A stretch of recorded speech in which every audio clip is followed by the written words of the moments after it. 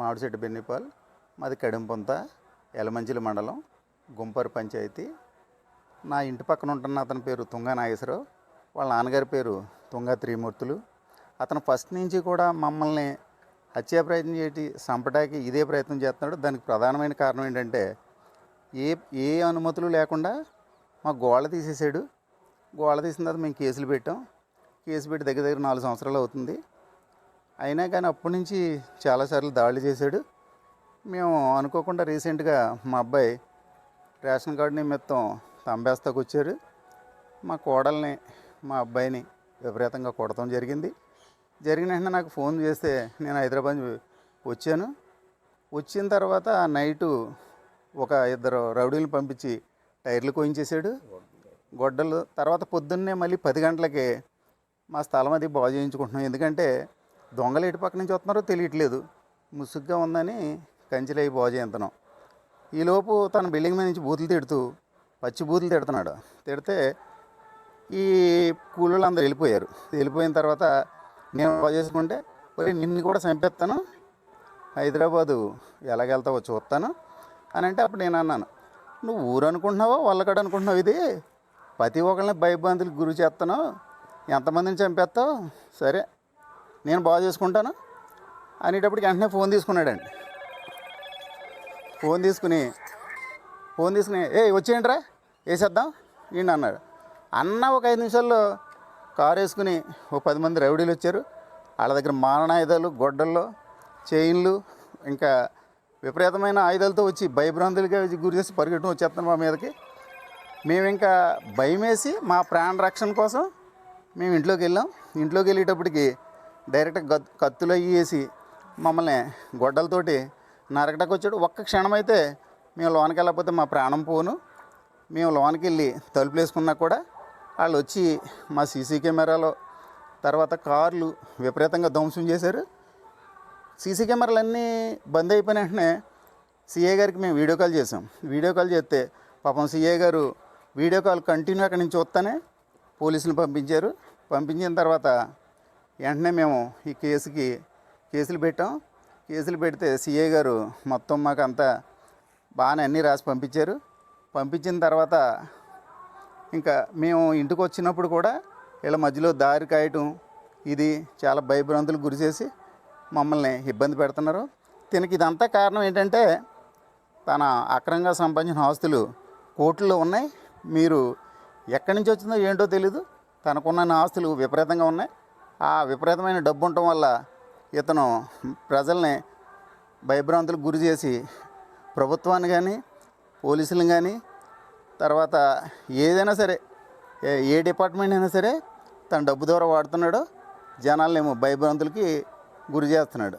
దాని గురించి మాకు మీడియా ద్వారా మాకు అందరికీ మేము తెలియజేసుకుంటున్నాం. అదే ఇదే తుంగా నాగేశ్వరరావు అనే అతను మమ్మల్ని విపరీతంగా భయభ్రాంతులకి మమ్మల్ని చంపడానికి ప్రయత్నం చేస్తున్న గురించి మేము వెంటనే పాపం సిఐ గారు, తర్వాత డిఎస్పీ గారు మాకు వెంటనే సీసీ ఫుటేజ్ కూడా ఇక్కడ ఒకటి వాళ్ళకి డైరెక్ట్ లైవ్ ఉండేలాగా మాకు అరేంజ్ చేశారు. అయినా కానీ తనకి భయం అనేది తనకు అసలే లేదు. తన ఇష్టానుసారంగా మమ్మల్ని చేస్తున్నాడు. వాణి అనే అతను వాళ్ళ ఫ్యామిలీని మమ్మల్ని ఎప్పటికైనా సరే మిమ్మల్ని చంపు తీరుతానని ఓపెన్గా ఛాలెంజ్ చేస్తున్నాడు. మా ప్రాణాలకి ఏ హాని జరిగినా సరే తుంగా నాగేశ్వరరావు అనే అతను పూర్తి బాధ్యత వహించి ఉండవలసి వస్తుంది. దీనికి ప్రధాన కారణం ఏంటంటే ప్రభుత్వం వీళ్ళ మీద సరైన చర్య తీసుకోవడం లేని వల్ల అతను అంత విపరీతంగా రెచ్చిపోతున్నాడు. మీరు ప్రభుత్వాన్ని సరిగ్గా వాళ్ళ మీద చర్య తీసుకుని మాకు న్యాయం చేస్తారని మేము కోరుకుంటున్నాం. నా పేరు మాది గుంపరి పంచాయతీ. నేను కడంపొంద గ్రామంలో నివసిస్తూ ఉన్నాము. ఈ గొడవ గల కారణం ఏంటంటే గతంలో పారిగోడ విషయంలో తుంగా నాగేశ్వరరావు గారు పారిగోడ బద్దలు కొడుతుండగా బిన్నిపాల్ గారు అనే వాళ్ళది బద్దలు కొడుతున్నారండి. గోడ బద్దలు కొట్టే విషయంలో మా ఆయన మేము వీడియో తీయడం జరిగింది. అప్పటి నుంచి పగబట్టేసి మమ్మల్ని చాలా ఇదిగా చేస్తున్నాడు. తర్వాత రీసెంట్గా మళ్ళీ మన రేషన్ కార్డు తంపేయడానికి బిన్నిపాల్ గారు వాళ్ళ కోళ్ళలో కొడుకు ఇద్దరు వచ్చినప్పుడు వారిద్దరిని కూడా హైదరాబాద్ నుంచి వచ్చి వాళ్ళ ఇంట్లో పనులు చేస్తుండగా వాళ్ళు 10 మంది దొండగలను తీసుకుని వచ్చి ఇంట్లోకి వచ్చి మా మహిమని మా బిన్నిపాల్ గారు వాళ్ళ అబ్బాయిని కొట్టడం జరిగిందండి. కొట్టినప్పుడు వాళ్ళు కేసు పెట్టారు. కేసు పెట్టిన తర్వాత మళ్ళీ కూడా తర్వాత బిన్నిపాల్ గారు వాళ్ళు కూడా వచ్చారు. వచ్చిన తర్వాత మళ్ళీ వాళ్ళని కూడా డైరెక్ట్ ఇంట్లోకి అటాక్ చేయడం జరిగింది. ఇలాగే అన్ని విషయాల్లోనూ కూడా ప్రతి విషయంలోనూ కూడా వచ్చి డైరెక్ట్గా ఇంటికి రౌడీ షీట్లను తీసుకుని వచ్చి కొట్టేయడం జరుగుతుందండి. ఇతని అరాచకాలకు అంతే లేకుండా పోతుంది. తర్వాత మేము ఆయన విషయంలోకి వెళ్ళకపోయినా మా ప్రతి విషయంలోని మమ్మల్ని గమనిస్తూ మా వెనకాల వెంబడిస్తూ ఉంటున్నాడు. ప్రతి విషయంలోని ఏదైనా పడిన తగిన చర్యలు తీసుకోవాల్సిందిగా పోలీసు వారిని కోరుతున్నాము. మా ఫ్యామిలీకి కానీ బిన్ని గారాల ఫ్యామిలీకి కానీ ఏమన్నా జరిగితే కనుక తుంగా నాగేశ్వరరావు గారిదే బాధ్యత. ఎందుకంటే మమ్మల్ని చంపేస్తానని బెదిరించడం జరిగిందండి. ఏ పరంగా ఎక్కడి నుంచి ఎవరు వస్తున్నారో కూడా తెలియట్లేదు. మా ప్రాణాలకు ఏమైనా హాని జరిగితే కనుక ఆల్రెడీ అతని మీద చాలా కేసులు ఉన్నాయి. ఏం జరిగినా అతనిదే బాధ్యత. మాకు మా ప్రాణాలకు చూస్తున్నాం కదా బాధితులు చెప్తున్నటువంటి మాటలు. ఒక ప్రహరీ గోడ విషయంలో గొడవ మొదలైంది. ఆ ప్రహరీ గోడని ఈ బెన్నిపాల్ అనే వ్యక్తికి సంబంధించిన ఇంటి ప్రహరీ గోడని నాగేశ్వరరావు కూల్చివేశాడు. అక్కడ గొడవ మొదలైంది. అది కాస్త పెరిగి అంటే అతను దౌర్జన్యాలు చేసేవాడని, ప్రశ్నిస్తే తన మాట వినకపోతే చివరికి ప్రాణాలు తీయడానికి సిద్ధపడ్డాడని సినిమా ఫక్కీలో ఫోన్ చేసి రండి వీళ్ళ సంగతి తేల్చేద్దామంటే కొంతమంది రౌడీలు అక్కడికి వచ్చారు. అక్కడ మనం స్క్రీన్లో చూస్తున్నాం. అవి సీసీ ఫుటేజ్ని మనం క్లియర్గా చూడొచ్చు. అందులో మారణాయుధాలు పట్టుకొని ఉన్నారు కొంతమంది. అందులో ఒక మహిళ కూడా కనిపిస్తుంది మనకి. ఒక మహిళ వాళ్ళతో పాటు అక్కడ ఒక 5గురు మనకు కనిపిస్తున్నారు. 5గురు ఇంకా వెనక మరొకరు అక్కడ స్క్రీన్లో చూడొచ్చు. ఒక మహిళ కనిపిస్తుంది. అలాగే ఆ సర్కిల్లో ఉన్నాడు వ్యక్తి. ఆ వ్యక్తి నాగేశ్వరరావు అంటూ కూడా తెలుస్తోంది. మొత్తం మీద ఈ ఘటనకు సంబంధించి ఇప్పుడు తీవ్ర భయాందోళన వ్యక్తమవుతోంది. ఒక కుటుంబం మీద రాడ్లు, కర్రలు, గొడ్డలతో దాడి చేయడం పట్టపగలు అందరూ చూస్తుండగా సీసీ కెమెరాలు ధ్వంసం చేసి ఒక గుంపుగా వచ్చి దాడి చేశారు. అదృష్టం కొద్దీ ఆ కుటుంబం లోపలికి వెళ్ళి తలుపు వేసుకోవడంతో బ్రతికి బయట పడగలిగారు.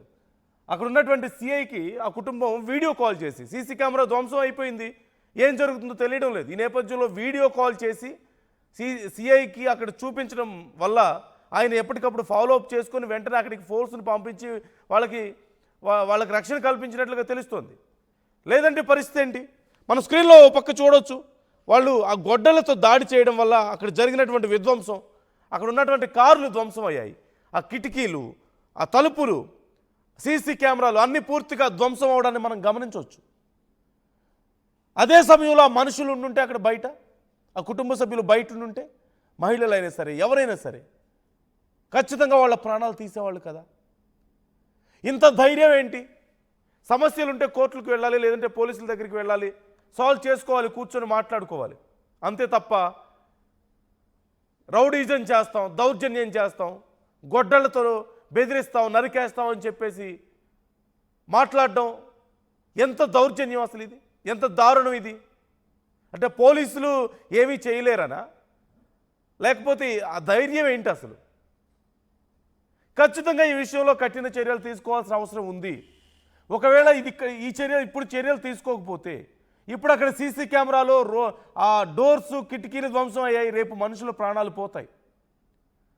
ఇప్పుడు ఈ కుటుంబమే కాదు, మరిన్ని కుటుంబాలు బలయ్యే అవకాశం ఉంటుంది ఇలాంటి విష సంస్కృతి వల్ల. ఎందుకు ఇంకా వ్యవస్థలన్నీ? మరి పోలీస్ స్టేషన్లు ఎందుకు, కోర్టులు ఎందుకు? ఇష్టం వచ్చినట్లుగా గొడ్డలు తీసుకెళ్ళి, కత్తులు తీసుకువెళ్ళి వాళ్ళ మీద దాడులు చేసేట్లయితే, ఒకవేళ చేస్తున్నా ఏమీ చేయలేకపోతే ఎందుకు ఈ వ్యవస్థలన్నీ? ఇంకా దేనికోసం? అంతంత చదువులు చదువుకొని అంత పెద్ద పొజిషన్స్లో ఉండి చట్టాన్ని అమలు చేయాల్సినటువంటి ఈ వ్యవస్థలన్నీ నిరుపయోగం కాదా? ఆ మనుషుల ప్రాణాలు పోతే రేపు ఎవరు బాధ్యత? ఖచ్చితంగా దీని మీద చర్యలు తీసుకోవాల్సిన అవసరం ఉంది. ఇలాంటి వాళ్ళకి కఠిన శిక్ష పడాలి. అసలు ఇలాంటి ఒక విష సంస్కృతి పెరగకుండా చూడాల్సిన బాధ్యత ఉంది. అధికారులు ఖచ్చితంగా ఈ విషయంలో జాగ్రత్తగా ఉండాలి. అక్కడ విజువల్ చూస్తున్నాం మనం, ఎంత భయంకరమైన పరిస్థితి. మీరే ఆ పరిస్థితిలో ఉంటే ఏం చేయగలుగుతారు ఎవరైనా? మహిళ కూడా ఉంది, కనిపిస్తుంది అక్కడ ఒక మహిళ కూడా అదే అగ్రెషన్తో.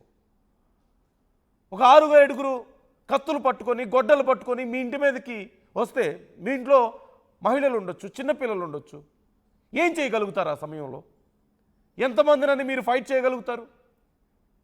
ఎంతమంది నుంచి మీరు రక్షించుకోగలుగుతారు? ఎంతవరకు మీ ప్రాణాలను కాపాడుకోగలుగుతారు? దేనికోసం ఇదంతా జరుగుతుంది? అక్కడ ఏమైనా గ్రూప్ తగాదాలు జరుగుతున్నాయా అంటే అది కాదు. మూకుమ్మడిగా ఒక కుటుంబం మీద గొడ్డలతో దాడులు చేస్తున్నటువంటి పరిస్థితి. పట్ట పగలు అందరూ చూస్తుండగా నన్ను ఎవరు ఆపుతారు, నన్ను ఎవరు క్వశ్చన్ చేస్తారులే అనేటువంటి ధైర్యం, వ్యవస్థలన్నీ ఏం చేయలేవన్నటువంటి ధైర్యం. ఖచ్చితంగా వెనక ఎవరో పెద్దవాళ్ళు లేకపోతే ఇలా చేయగలుగుతారా?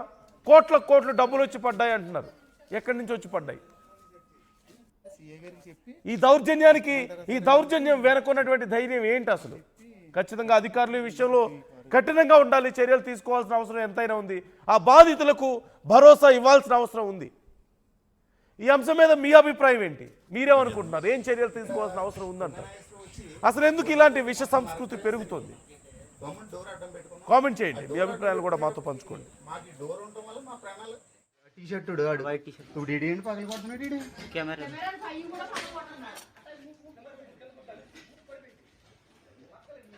ఇప్పుడు వీడియో ఆ కెమెరాలు రావు. వీడియో